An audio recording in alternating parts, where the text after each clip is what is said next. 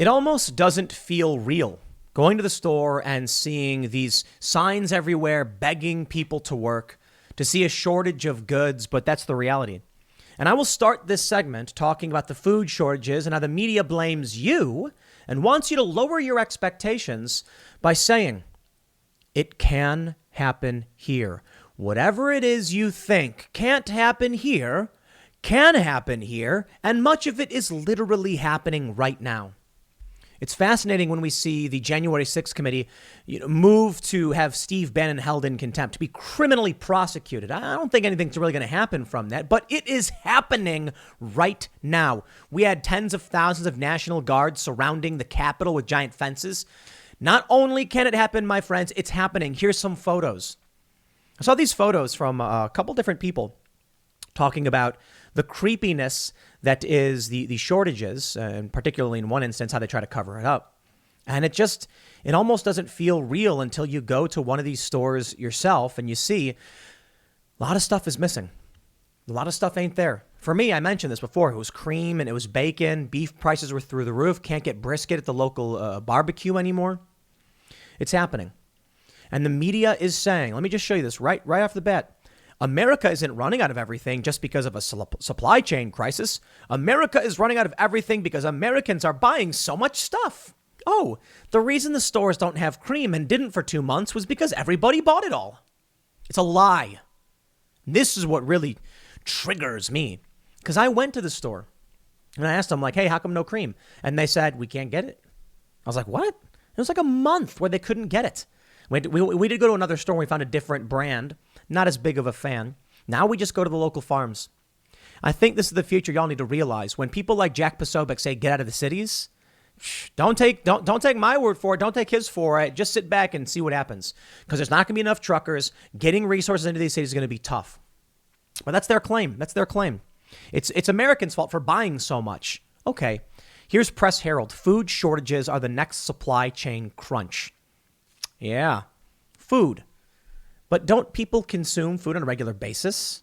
You don't expect me to believe that people are buying up food, which like half of it is perishable and like half isn't, I guess. I don't know what the exact proportion of perishable to non-perishable is, but a lot of food is perishable. Fruits, produce, meats, all that stuff. You got to use it right away. The most annoying thing in the world to me, I want to eat strawberries. Okay, we get strawberries covered in mold. You get them, they're good for like 1 day. It's quite annoying. So what are people stocking up on that there's a shortage of cream? It doesn't last that long. Or meats doesn't last that long. Take a look at these photos.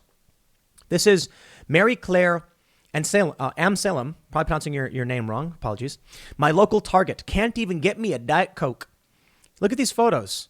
I mean, first, this looks like the shortage here is in chairs, furniture, or whatever was supposed to be in this giant empty rack. Here are more just empty racks. These don't look like food aisles. This looks like a variety of goods you aren't going to be able to get. Here you can see these shelves are just absolutely barren. There's like baby supplies. And then there's the empty Coke. Can't even get yourself a Coke. Woof. That's a very important metric. Now here's where it gets really funny. Ash Short is of Real Daily Wire.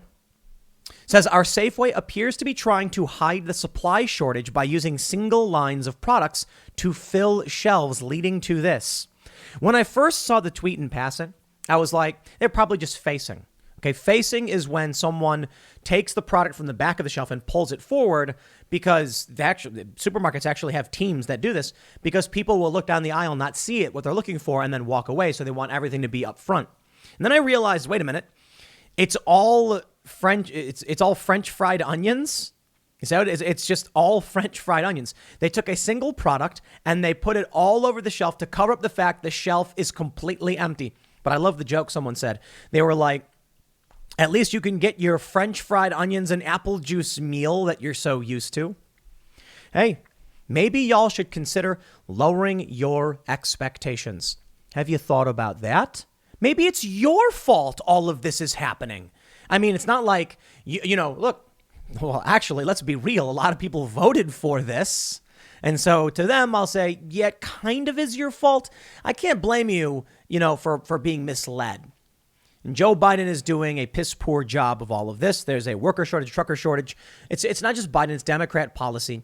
You got to understand how everything affects everything else.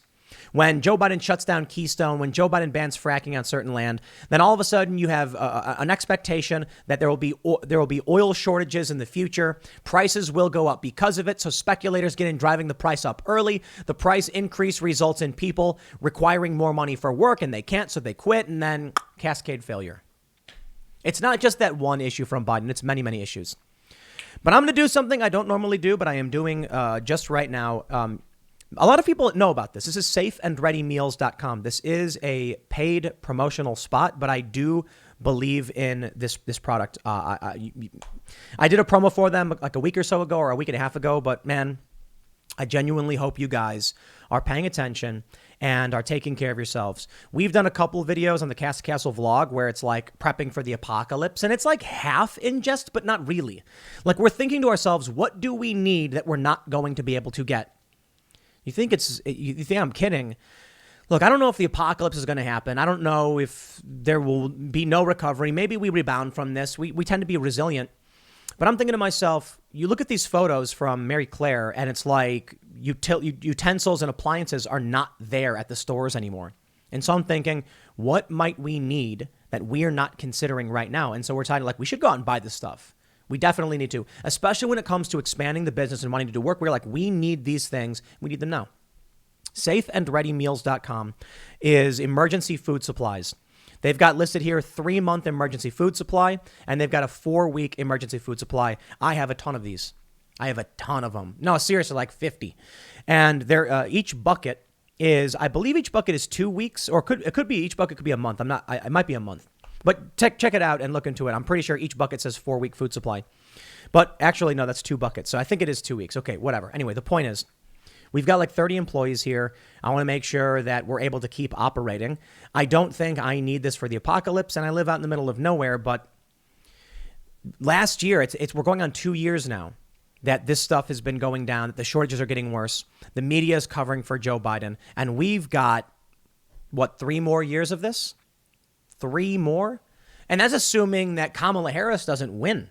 I mean, a lot of people think Trump is going to win in 2024, but what if it's Kamala Harris? Check out safeandreadymeals.com if you want to have this stuff, and I'll put it this way. If you get one shipment of like 4-week emergency food, you put it in your closet. They say it lasts up to 25 years, so you can forget about it. That's why I got a bunch of this stuff. I got a bunch of other stuff too. It's crazy. We got a lot of stuff. I think if you have the ability to do it, you should do it. Otherwise, I'd recommend, my personal opinion is I'll put this. I don't want to recommend anything. I wouldn't be anywhere near a city with everything going down. They're getting crazier. More mandates are being put into effect. I got all these stories popping up about crime skyrocketing, police forces threatening to walk away over vaccine mandates. It's just getting worse. So here's what I say. Last year when I was like, we don't know what's going to happen with COVID. Sometimes it rains, right? We had a flood in Texas. People weren't able to go out and buy stuff. Well, this stuff is really easy to make. You mix water with it. You heat it up. It's good to go. So if you get it, it sits around. And assuming we're all crazy people and everything's going to be fine, you just eat it. It tastes pretty good, actually. It's like hamburger helper. I actually think it's really good. And the worst possible scenario, everything does fall apart. I'll tell you this, my advice, never touch it. Everybody knows when it comes to survival or prepping for disaster, you use your emergency food supply only if you absolutely have to. So you try and source your meals from wherever you can. And then as soon as you're like, okay, that's it, we couldn't get any today, you crack open some of this and start eating it as an emergency. But like I said, you can put it in the closet and you basically forget about it. And I literally do have done. Go to my Instagram and you can see we have tons of these buckets. I don't know if the apocalypse will happen or we'll need them, but I'm certainly getting them. When you have stories like that, I want to show you this story first from pressherald.com. Food shortages are the next supply chain crunch. There's plenty of food, but transportation delays are rising. There's a lot to consider here. So I will say this one more time, safeandreadymeals.com. When you buy from them, it does help support our business, and it is a paid promotional spot, full disclosure.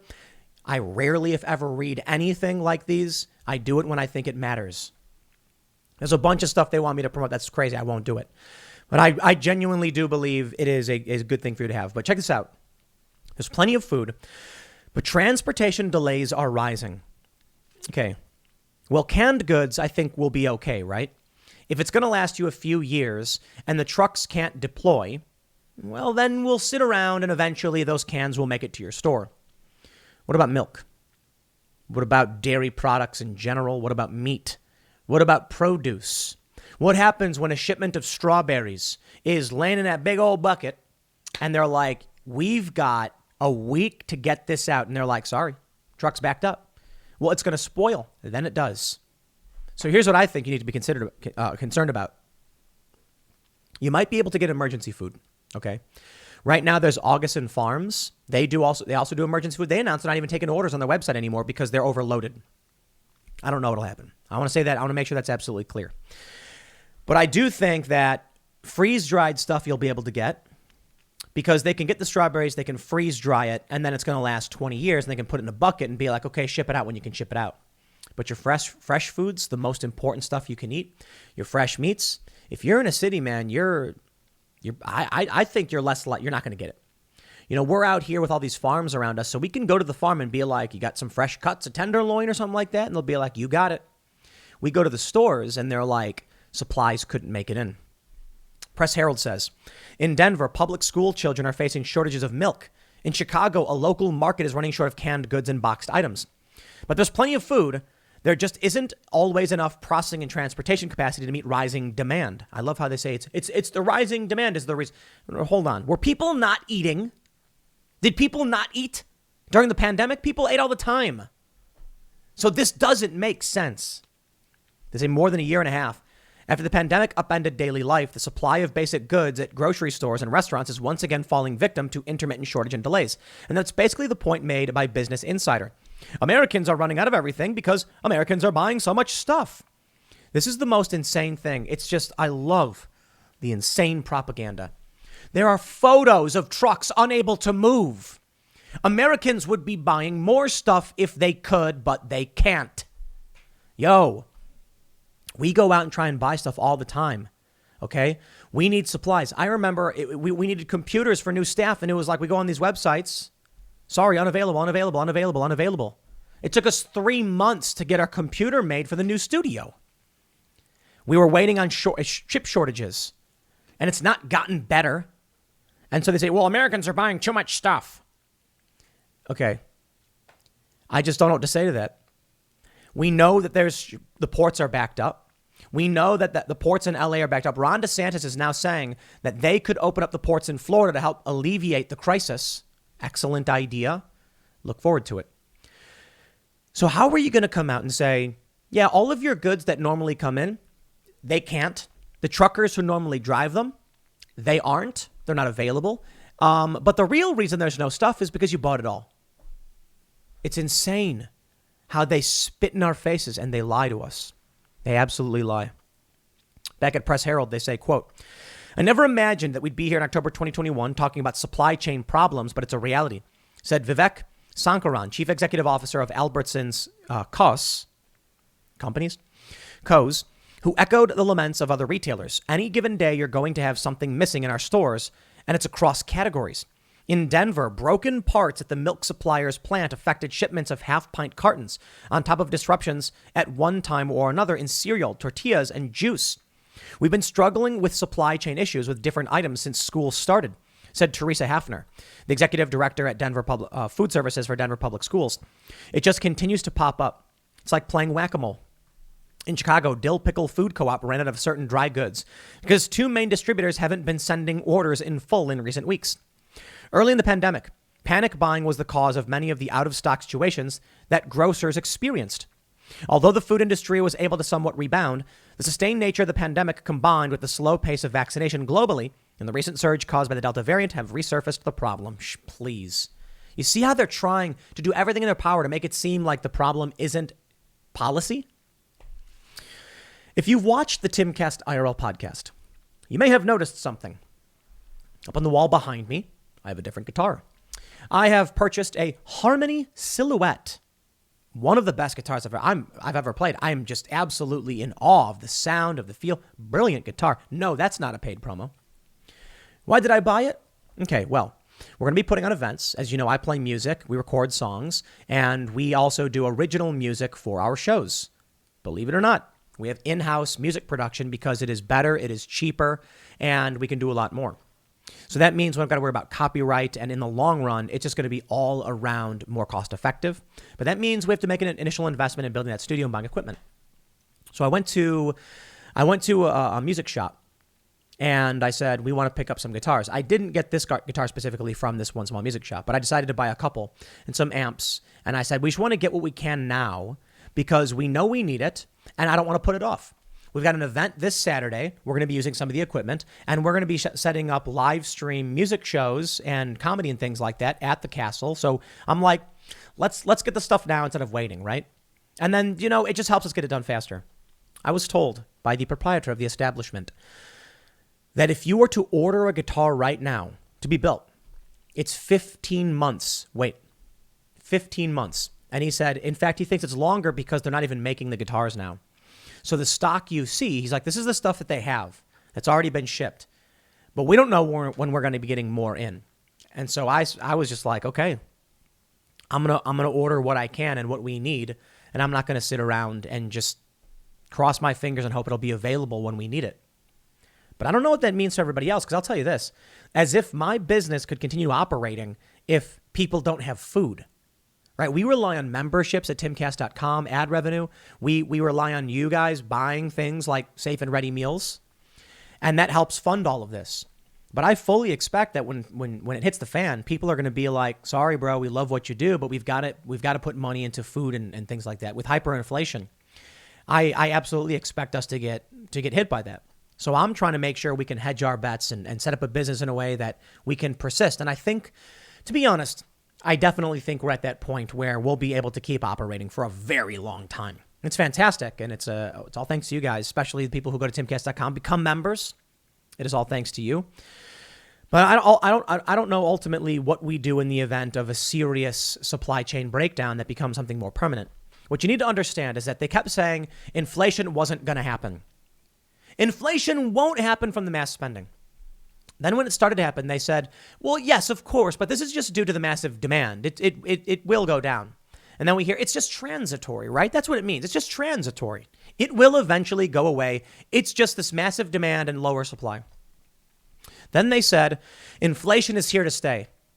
Now they are quite literally saying inflation is good. You want inflation. Clowns. They started putting out these articles where they're like, inflation is good. It means you'll make more money. If it costs you an hour of your labor for a loaf of bread, and then the inflation causes everything to go up in price, it'll still take you an hour to buy the loaf of bread, but you have more money, and the food costs more. I wonder why. I can only assume that what we're seeing is the media trying to just soften the blow. So when they say that inflation is transitory, and now they're saying it's a good thing, then they say food shortages are coming. Then they say, well, it's just because there's too much demand. Then they say, well, maybe you should lower your expectations. Then they're going to come out and say it's a good thing. There's less food. Count down until they start saying the shortages are a good thing. Americans are unhealthy and eat too much. That's not completely untrue. Americans are unhealthy. They do eat too much. But not everybody is somebody eating too much, and there are a lot of people who need food. Everybody needs food. Some people need it less than others. That's true. But we are getting to that point where they're going to say the food shortages are here to stay. The supply chain disruption is here to stay. It will not be alleviated. People aren't taking these trucking jobs. The policies are restricting it. I feel like what the Biden administration did was effectively throw caltrops on the ground. That way they're like, we're trying to get people to run, but for some reason it's just not working. And then people are like, well, there's caltrops on the ground. And Biden's like, don't look at me. When you're far enough away, you can't see. You know what caltrop is? They're like little metal spikes. You throw them on the ground, and no matter how they land with spike up.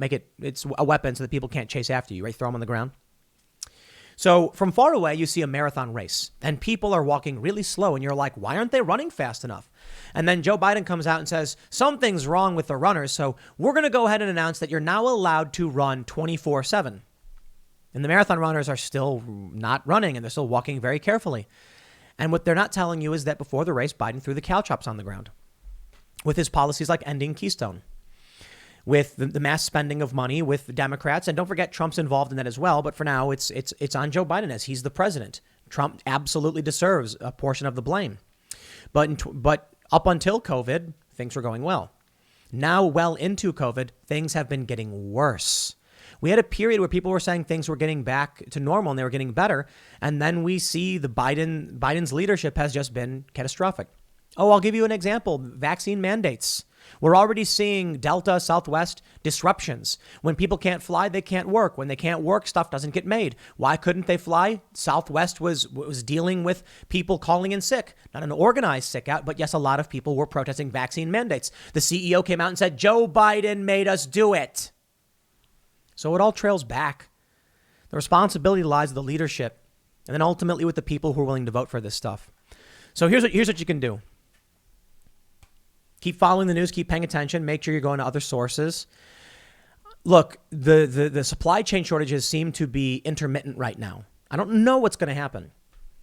But if you want to get away from cities, if you want to start homesteading and taking care of yourself, being more individually responsible, you have my tremendous respect. I think that's what people should be doing. And I think you would be smart to have some emergency food that you can store away and just forget about. Safeandreadymeals.com. The purpose of this segment was not just to promote it, but I got to tell you, I'll be straight up.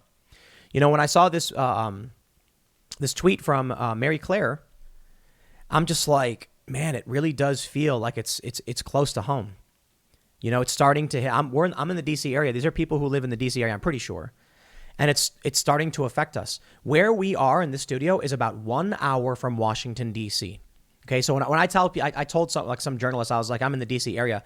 A bunch of leftists were like, no, he's not. He's an hour away. It's like, okay, our airport is the same airport is Dulles and Reagan, but I think for the most part we use Dulles. I could be wrong, but we drive for about 15 minutes and we're in the D.C. metro, like literally.